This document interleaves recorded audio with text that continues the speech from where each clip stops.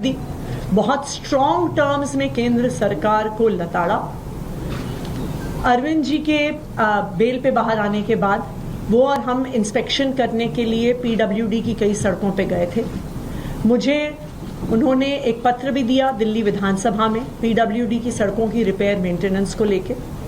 उसके बाद से दिल्ली की सरकार तुरंत प्रभाव से युद्ध स्तर पर पीडब्ल्यूडी की सड़कों को ठीक करने का काम कर रही है। एक ऑल मिनिस्टर्स मीटिंग बुलाई गई, जिसके बाद दिल्ली सरकार के सारे मंत्री, सारे विधायकों ने, पीडब्ल्यूडी के सारे इंजीनियर्स ने एक हफ्ते के समय में दिल्ली की सारी पीडब्ल्यूडी की सड़कों का मुआयना किया।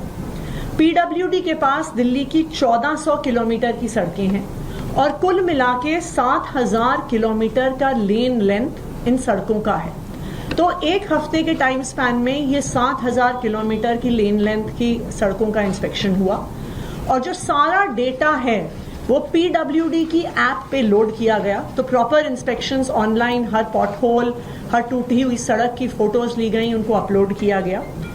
जो इन इंस्पेक्शन से निकल कर आया है वो मैं आपसे शेयर करना चाहूंगी और नेक्स्ट स्टेप्स क्या क्या हैं। इस इंस्पेक्शन से 89 रोड्स को पूरी तरह से रीकारपेटिंग और रीस्ट्रेंथनिंग के लिए आइडेंटिफाई किया गया है। ये तकरीबन 230 किलोमीटर सड़कें हैं, 1240 किलोमीटर की लेन लेंथ है। इन 89 रोड्स में से 74 का टेंडर कर दिया गया है और आने वाले कुछ दिनों में ही इनका काम इन 74 सड़कों का शुरू हो जाएगा।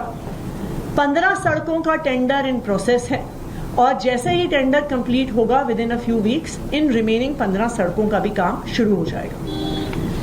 कुछ ऐसी सड़कें हैं जहां पे पूरी सड़क को रिकारपेट करने की जरूरत नहीं है, पूरी सड़क को बनाने की जरूरत नहीं है। कुछ पैचेस हैं, कहीं पे 100 मीटर सड़क खराब है, कहीं पे 50 मीटर सड़क खराब है।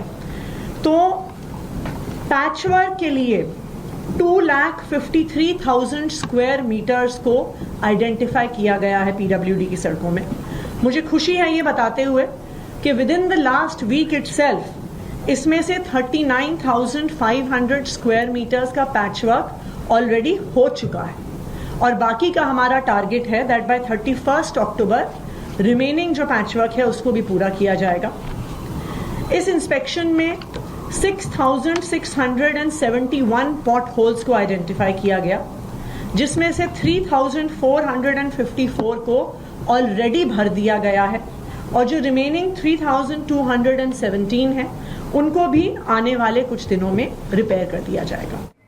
तो सीएम आतिशी को आप सुन रहे थे, जो साफ तौर पर कहते हुए नजर आए कि सड़कों का निरीक्षण किया और यहाँ पर आप देखिए सरकार कैसे काम करी, मंत्रियों की मीटिंग भी बुलाई गई थी, सब कुछ जानकारी देते हुए नजर आई। खबरों में आगे बढ़ते और अब बात करेंगे महायुद्ध की।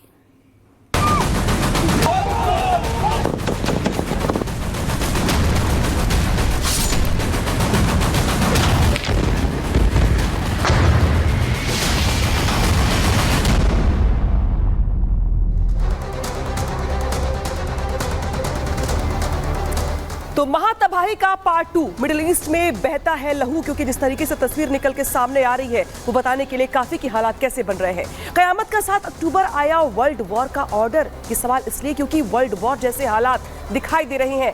ईरान ने भड़काई है चिंगारी और इसी के साथ साथ इजराइल अब क्या मचाएगा महातबाही, ये सवाल इसलिए क्योंकि अब इजराइल की ओर से हमले को लेकर यहां पर चेतावनी दे दी गई है।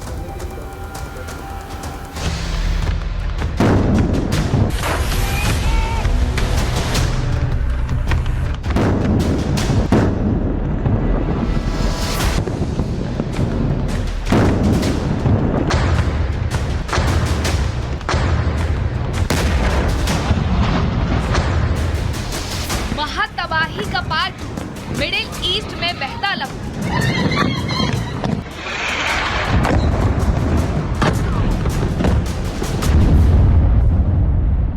कयामत का 7 अक्टूबर आया वर्ल्ड वॉर का ऑर्डर।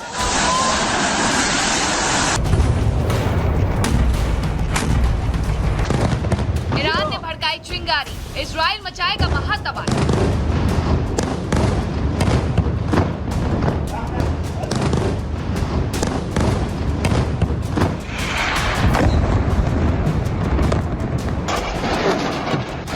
इजराइल पर हमास की बर्बरता का आज एक पूरा हो गया है।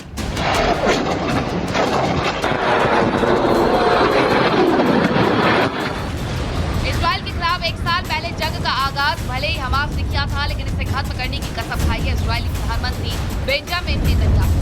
बस फर्क इतना है कि हमास के चेहरे पर इजराइल के दुश्मनों ने इजराइल के आम लोगों पर कायद की तरह हमला किया था, जबकि इजराइल बाकायदा ऐलान करके अपने दुश्मनों को चुन चुन कर मौत दे रहा है।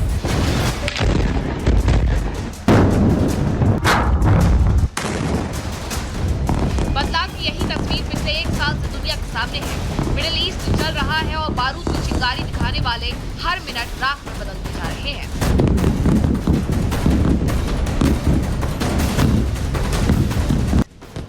लेकिन सात फ्रंट पर दुश्मनों के खिलाफ मोर्चे पर डटा इजराइल अब कुछ ऐसा करने जा रहा है जो महायुद्ध के मुहाने पर खड़ी दुनिया को दहला देगा।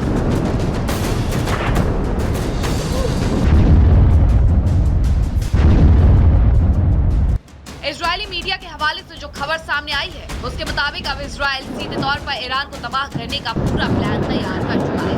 रिपोर्ट के मुताबिक इजराइल अब एक साथ ईरान के उन अहम ठिकानों को निशाना बनाने के लिए टारगेट लॉक करने की तैयारी में है, जिसमें ईरान का oil field water plant, Iran के 9 परमाणु अड्डे, ईरानी फौज का हेडक्वार्टर समेत तमाम अहम ठिकाने शामिल हैं। ईरान के लिए इजराइल की यह धमकी इसलिए भी खतरे की घंटी है क्योंकि इजरायली रक्षा मंत्री इजराइल के आखिरी प्लान पर फाइनल मुहर लगाने अमेरिका जाने वाले हैं। इजरायली मीडिया रिपोर्ट के मुताबिक इजराइल के रक्षा मंत्री बुधवार को वाशिंगटन में होंगे, जहां दुनिया के भूगोल से ईरान को मिटाने की जानकारी देते हुए टारगेट को लॉक कर दिया जाएगा। रिपोर्ट की माने तो इजराइल अब इस युद्ध में आर पार की लड़ाई के मूड में पूरी तरह से आ चुका है। वो अब इस युद्ध को बेवजह रूस और यूक्रेन के बीच छिड़े युद्ध की तरह खींचने के पक्ष में नहीं।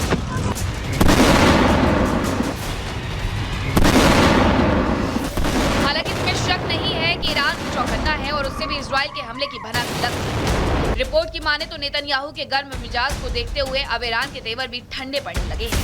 लेकिन अमेरिका तक को आंखें दिखा चुका ईरान कब कौन सा फैसला लेकर अपने दुश्मनों को चौंका देगा, इसे लेकर भी आशंकाएं बरकरार है। बहरहाल एक बात तय है कि मौजूदा तनाव के बीच दोनों ही दुश्मन एक दूसरे के नामो निशान मिटाने पर तुले हुए हैं।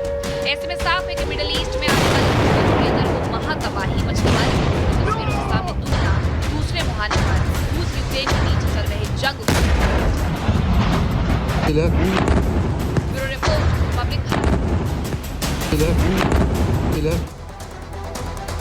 तो युद्ध और भीषण होता दिखाई दे रहा है और हमारे साथ खास मेहमान जुड़े हुए हैं स्टूडियो में। Group captain UK Devnath sir हमारे साथ जुड़े हुए हैं, डिफेंस एक्सपर्ट।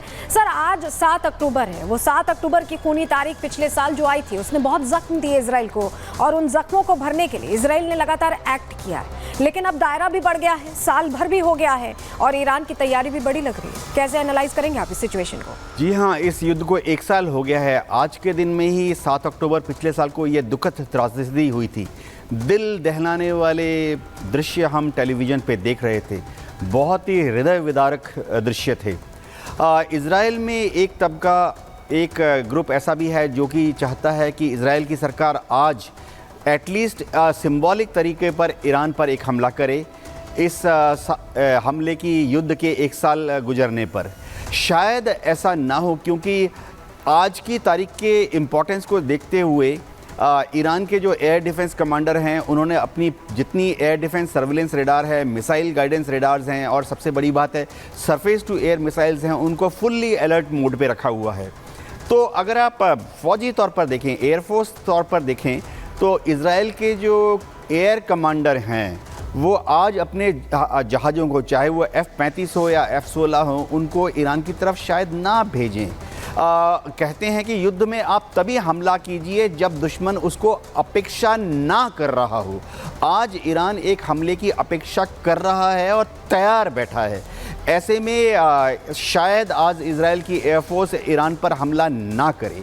जी अच्छा, इजराइल की तरफ से आप स्ट्रेटेजी बता रहे हैं कि शायद इजराइल अभी हमला ना करे क्योंकि ईरान तैयार है। आप ये बताइए, जैसे कि खामेनी की तरफ से उस दिन संबोधन हो रहा था, यूके देवनाथ जी आप भी बैठे हुए थे साथ में और चर्चा हम लोग कर रहे थे, ईरान की आगे क्या स्ट्रेटेजी हो सकती है, और अब आप कह रहे हैं क्योंकि ईरान जो है वो तैयार है, तो इजराइल की इसको लेकर के क्या स्ट्रेटेजी हो सकती है? जी हाँ, जब ईरान ने मिसाइल हमला किया इजराइल के ऊपर पिछले हफ्ते, उन्होंने एक बहुत नपा तुला बयान दिया कि हमने बदला ले लिया है।